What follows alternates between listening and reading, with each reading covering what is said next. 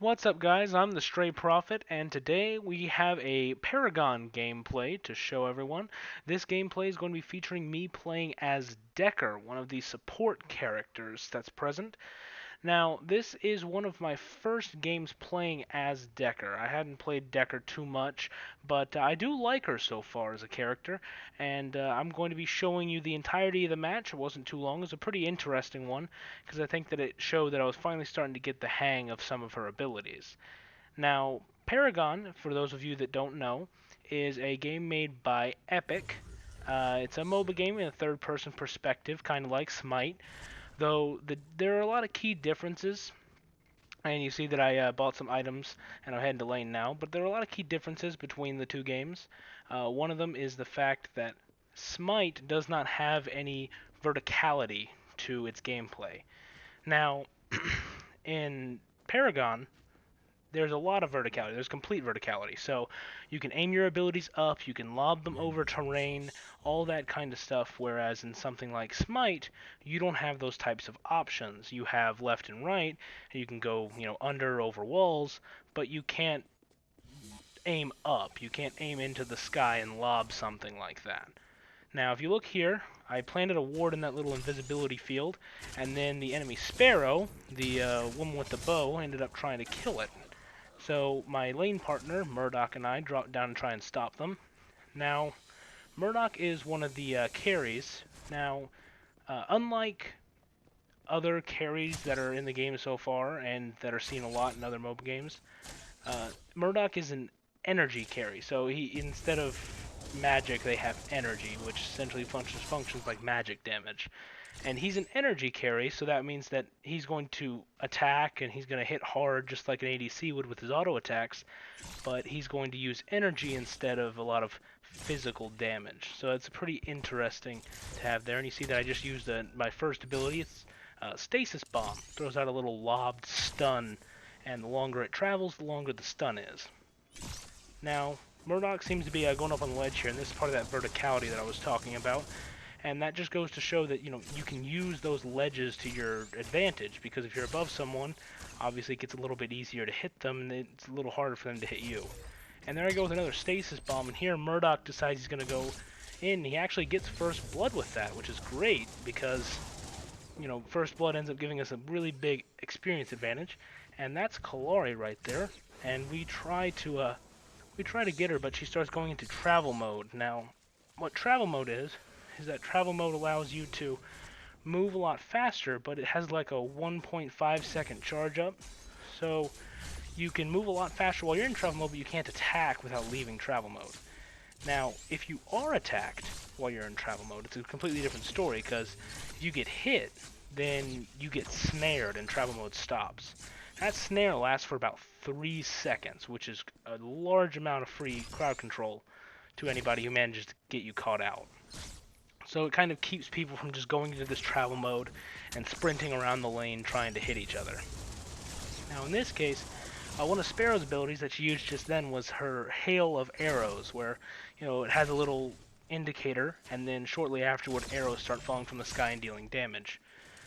Now a lot of the indicators and just the generic art style, the general art style of this game is actually really interesting, and I think that it kind of was one of the things that helps set it apart from other MOBA games.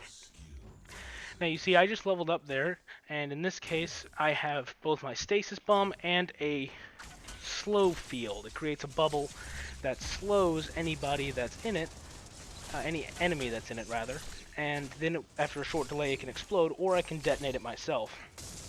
Now here we ended up killing the tower, and towers are actually, compared to other MOBA games, pretty fragile if you manage to get some minions, because these minions do not mess around.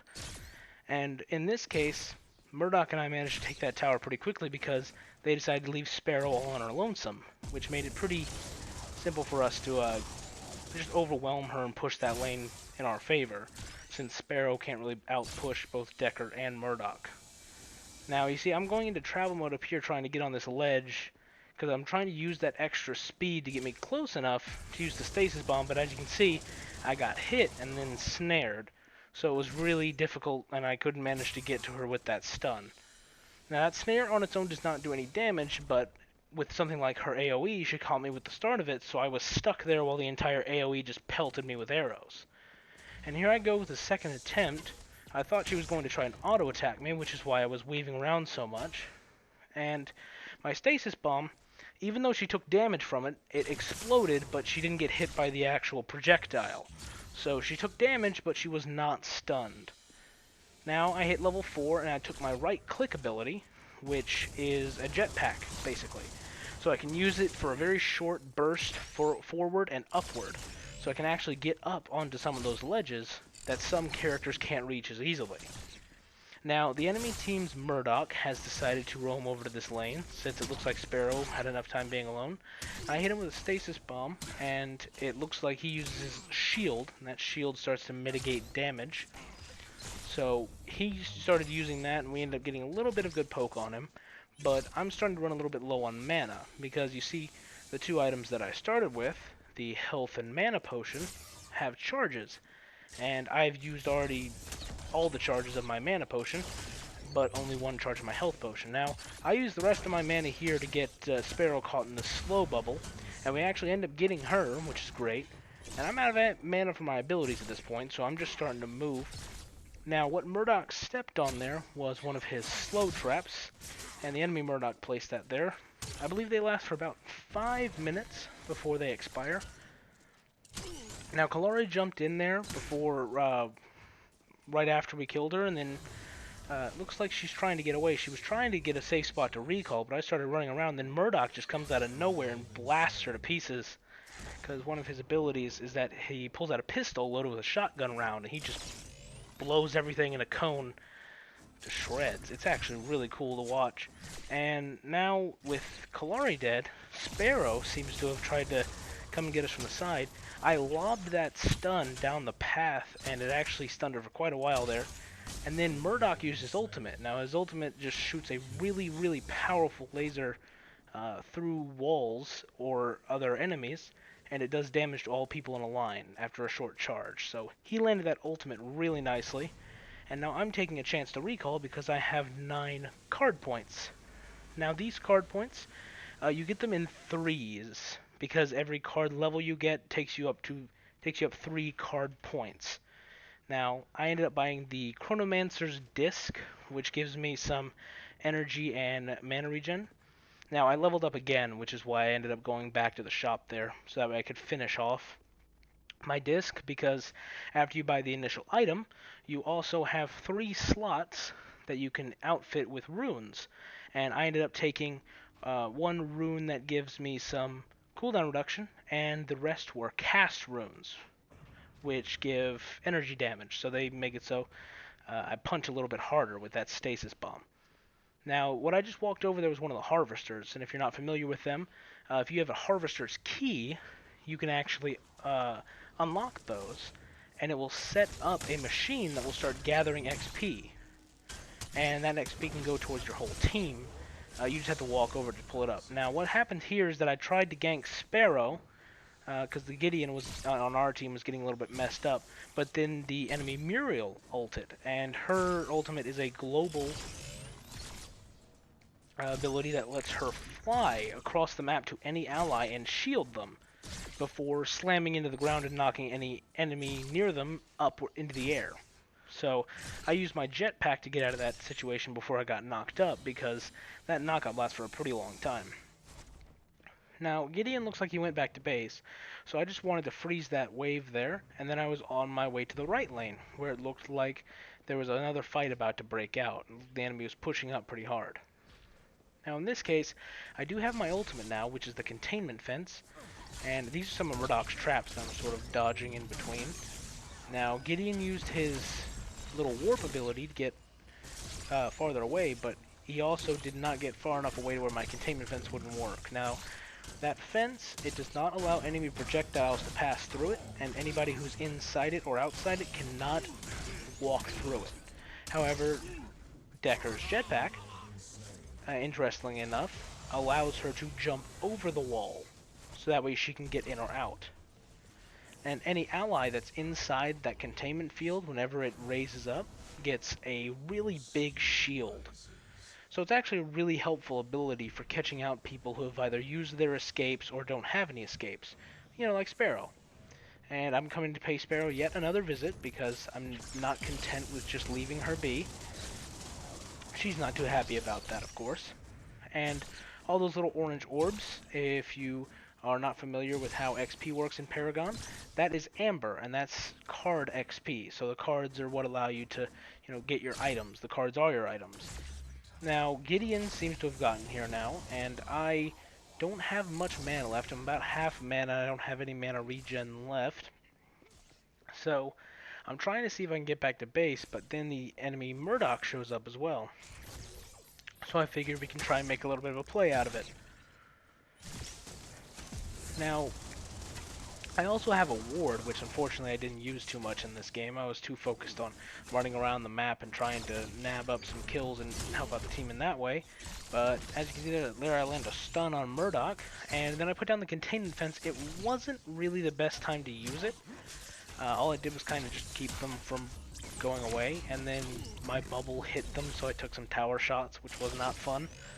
But we did get some good tower damage in, and at that point I was really done. There wasn't much I could do, so I tried to at least get him to leave, but then Kalari showed up, and I knew as soon as I got hit with that dagger that she was there, and she didn't have her ultimate. That was the enemy Murdoch's ultimate, by the way, which narrowly missed my head, and the Kalari ended up giving up because I got to my tower in time. So it was a really close call there. I actually thought I was going to be done for, and I thought that the friendly Murdoch had ulted.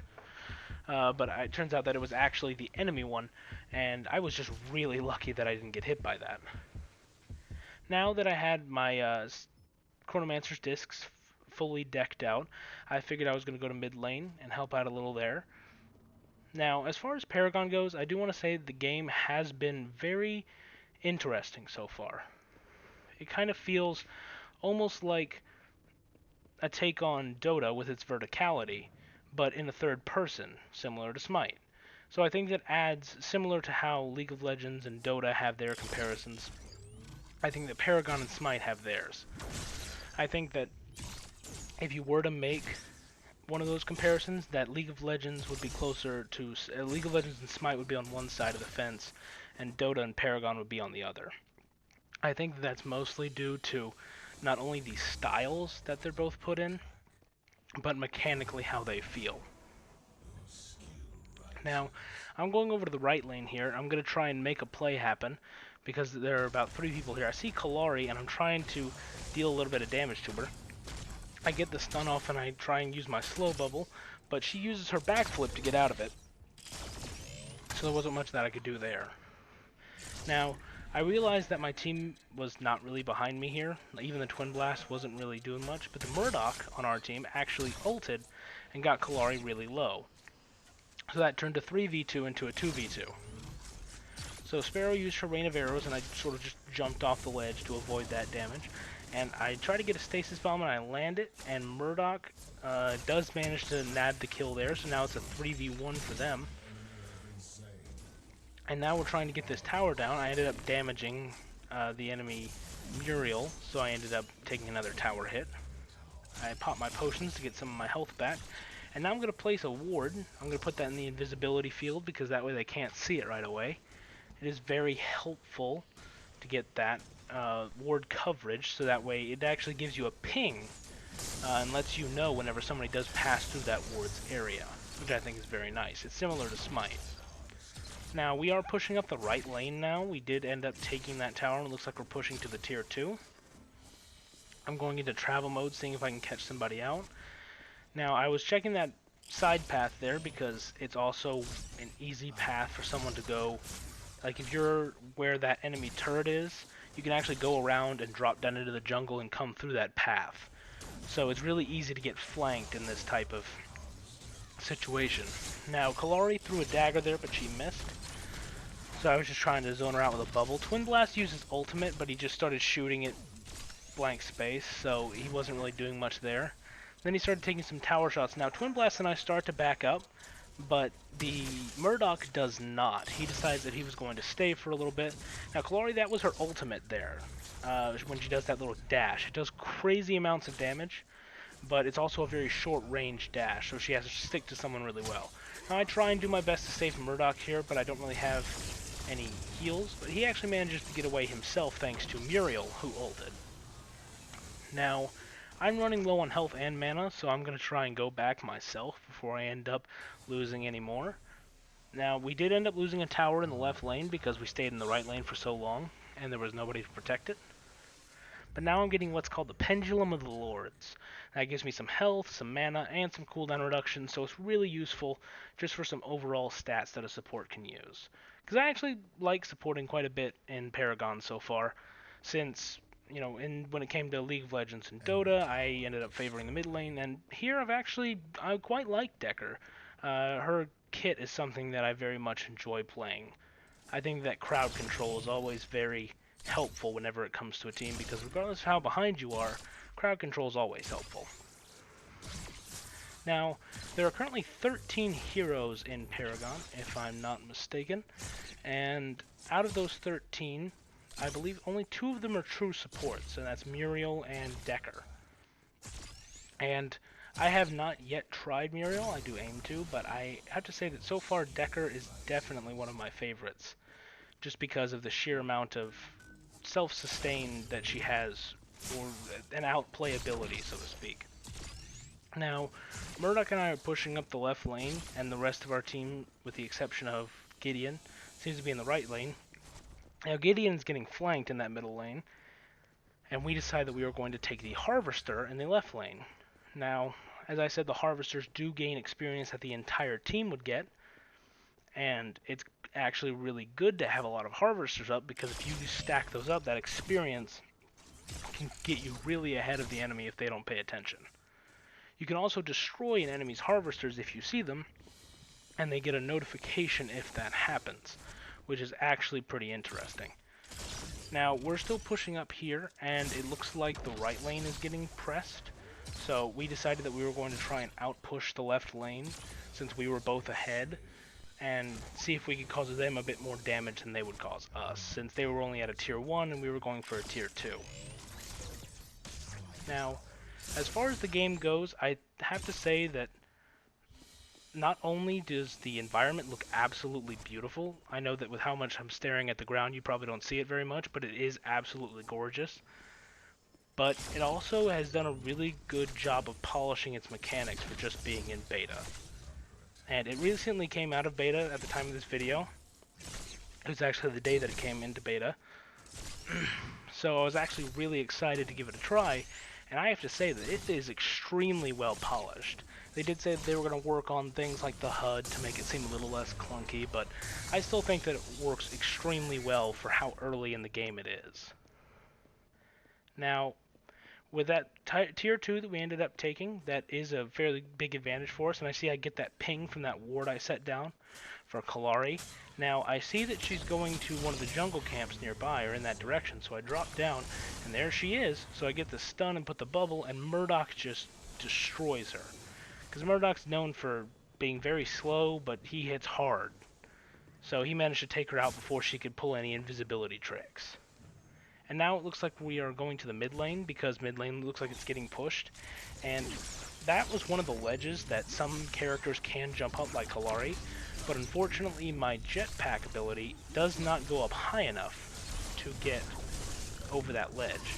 Now, Gideon does use his escape here, and I do end up capturing him in the fence, and then he uses his ultimate, the black hole, but I end up using my jetpack to get out of it. Then our Gideon uses his ultimate, and it turns out to be a lot more successful.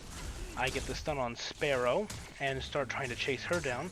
She's not really hurting me too bad, and then Murdoch just comes in and starts wailing on her, because he does an immense amount of damage at this point.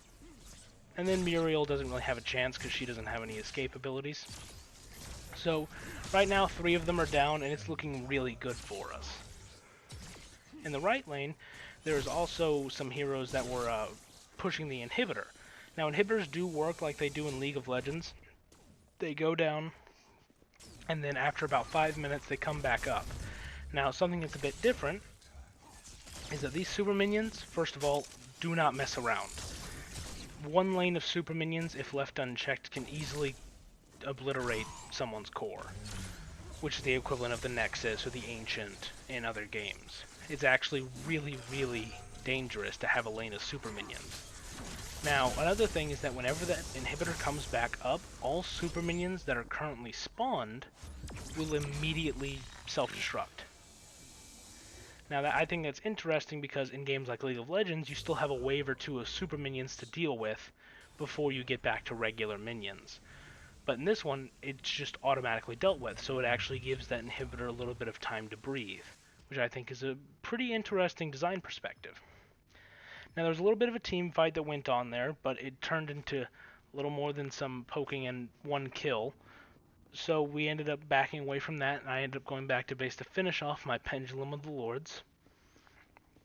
Now, when it comes to Paragon's items, instead of building up to a big item like you would in other MOBA games where you start out with something small and you build up to something bigger, in this case, you actually get the big item in the first place, and then you have usually 3 gem sockets that you can put gems into.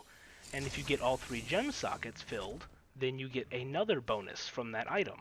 So it's actually really, really efficient to get those items taken care of. Now, I have 2 fully fledged items at this point, which means that I'm actually, even as a support, a force to be reckoned with, because even the supports aren't to be messed around with if they know what they're doing.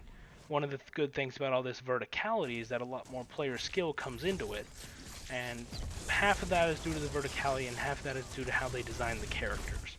They designed it so that way, even if someone is great, since you have to aim all of your attacks anyway, there are ways where you can outplay somebody who would have been stronger than you, who, under a normal isometric MOBA, might have just destroyed you in a couple of hits and you would have been done for.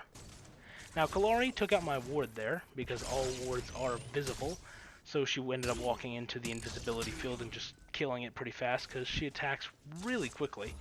I tried to do a little bit of a jump stasis bomb to try and get a stun off, and unfortunately it missed, but I did manage to get the slow off, and then I could get a 3-person containment field. Now, Gideon tries to panic ult here, but it doesn't really do much. Our Murdoch ends up ulting and getting him really low. I throw a stasis bomb over the rock and the explosion kills him, so that was actually a really good lob. It went exactly where I needed it to, and even though it didn't stun him, it managed to do enough damage to kill him. And Muriel, just like before, doesn't have any escapes to get away, so unfortunately she's done just like the rest of them. Muriel is a lot more of a healy support than Dekker would be. Dekker doesn't have any direct healing abilities, and Muriel is all about healing abilities because any allies she shields will get increased health regeneration, which is really interesting. Now here I am running as fast as I can because there already took the right inhibitor. I'm trying to see if we can get the mid one down. And Murdoch, he just ends up chunking this inhibitor because mid to late game, Murdoch ends up doing so much damage that it's really hard to keep up with his output. Now, we almost get it here, but we didn't have quite enough in the wave, so we're still struggling to get that done. I managed to land a stun on Sparrow that I didn't think that I was going to land. I managed to get Sparrow pretty low, and then I tried to jump out of my ultimate, but it didn't really work. I managed to get away though. I put the slow field down on myself, so it was harder for them to follow. The Gideon kept going forward even though he was at about 10 health, so he ended up dying. And then the Kalari ended up trying to kill our Muriel, and I didn't have enough mana to actually help her. So naturally I was just trying to run away and get as far away from them as possible. I managed to buy enough time to get into my travel mode without getting hit. So now I was pretty much home free.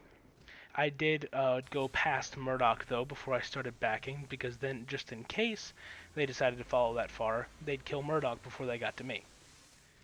Now, it's pretty much reaching its conclusion at this point because the enemy team unfortunately were ignoring these super minions and weren't aware of how powerful they were, or didn't seem to be, and they already took their core down to 72%. Now the core does pulse a lot of damage in an AoE, but it's still really, really difficult to protect the core from super minions if your entire team isn't there to help crowd control them and keep them in check. because the super minions are powerful enough to kill a lot of heroes just by fighting them. You'd need heroes with a lot of wave clear and a lot of power to be able to deal with it. Now it looks like, since that inhibitor is still really low, I was going mid to try and get everybody to group together and get that inhibitor down. Now I'm currently still by myself, but I'm trying to set it up so that way whenever they do get there that we're ready. I do manage to get a stun on Murdoch, and I start getting a little bit of damage on him, but I don't really do much damage on my own, even though I'm really ahead. Though I am fortunately very bulky, so I can take a lot of hits before I end up being in trouble. Now at this point, Twin Blast and Murdoch and Muriel are here, so we have a nice group of 4 who can help take down this inhibitor. I did manage to get a stun on Murdoch because as he's charging up his ultimate, he's actually immune to crowd control. However, our Murdoch decided he was going to snipe the other Murdoch clean off the map, so it ended up turning out for the better there. We took down the middle inhibitor with no trouble. I ended up missing a stun that I really shouldn't have, but I go for the containment fence here. Gideon uses his portal to get out. Now, allies can use his portal as well, but for some reason they didn't. I'm trying to go for Sparrow here, but the game is essentially over because many of them are dead, and the super minions are just wailing away at the core. So at this point, I'm just trying to see how far I can go before things end up coming to their conclusion. Now, this is the first of many gameplays. I plan on doing more gameplay videos, more analysis videos. I plan on doing a lot more videos, actually, and if you want to see something in particular, just make sure to leave a comment. You can always comment, like, subscribe, or check out the links below if you want to see anything in particular. Hey, thank you so much for watching, and you have a wonderful day.